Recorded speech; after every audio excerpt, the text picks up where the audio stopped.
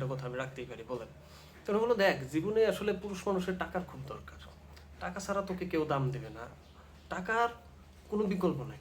অবশ্যই মানে যা কিছু করিস তুই টাকার পিছনে ফোকাস দে, তবে অবশ্যই সৎ পথে, হারাম পথে না। ভালো কাজ করবে, কাজে মন দে, মন দিয়া কাজকর্ম কর, দেখবি যে টাকা হইলে মানুষ তোর মূল্যায়ন করতেছে। তাছাড়া কিন্তু তোর কেউ মূল্যায়ন করবে না। তুই যা কিছু করিস সব কিছুর পিছনে টাকার দেখ, ফোকাস রাখবি টাকার দিকে। টাকা কেমনে কামাইতে হয় এই ফোকাসটা রাখবি। খালি একটা জিনিস করবি না, সেইটা হইলো জীবনে কোনোদিন বিয়ে করিস না। ভাই সব কথাই তো আমি মানছি, ভাল লাগছে।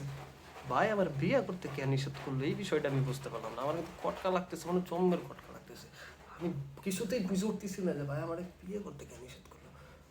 তা আমি ভাবছি কি, কাজ কাম তো আসলে পুরুষ মানুষ করতেই হবে, কিছু করার নাই। বিয়েটাই আগে করে দেখি যে ব্যাপারটা কি। ভাই আমার বিয়ে কে করতে নিষেধ